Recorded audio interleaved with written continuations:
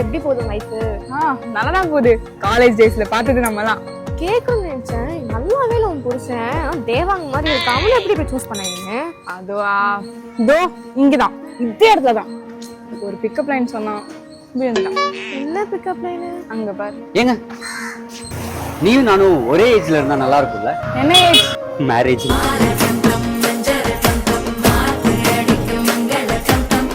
Marriage. ஐயோ cringe. ஏய் chat ஜிபிடில பார்த்து சொல்லிருக்காண்டி. இதுக்கா போயிட்டு இருந்த? சீனியர் கிரஷ் எல்லாம் வச்சிருந்த, கடைசி இந்த ஒரு லைனுக்கு விழுந்த. சரி அதை விடு. நீதான் உன் மச்சான் மெடிசின் விஜய் தேவர்கொண்ட மாதிரி இருந்தா அப்பெல்லாம் சொல்லிட்டு இருந்தேன். வேணான்னு சொல்லிட்டாண்டி. அப்படியே எப்படி? அதுவும் இவர போய் இவரு வேற மாதிரி அப்ரோச் பண்ணாரா? அப்படியா? அப்படியே நான் அப்ரோச் பண்ணாரு. நீ இங்க பாரு. ஏங்க ஒரு நிமிஷம் கண்ணை மூடுங்களேன். எதுக்கு? ஒரு நிமிஷம் கண்ணை மூடுங்க சொல்றேன்.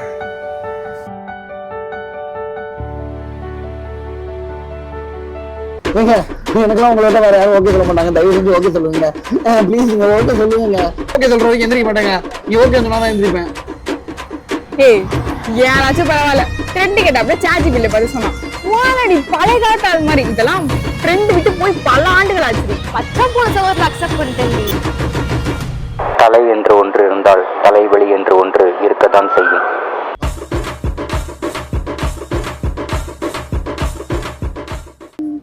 எப்படி இருக்கு? நல்லா இல்லடா. நான் ஏதோ இருக்கேன்டா. உனக்கு என்னடா நல்லா இல்ல?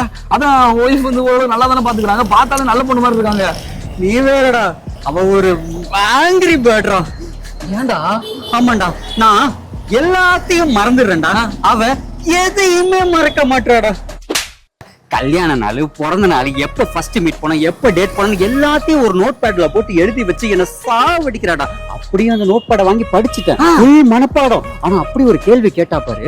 நம்ம 4வது நாள் மீட் பண்ணும் போது அவ என்ன செருப்பு போட்டிருந்தாங்கிற கலரை கேட்டா பாரு. செதறிட்டு அப்புறம் என்ன அந்த கலரை மட்டும் சொன்னா செருப்பால அடிப்பேன்னு சொன்னான். கதை சொல்லிட்டியா? இல்லையே, செருப்பால அடி வாங்கினேன்.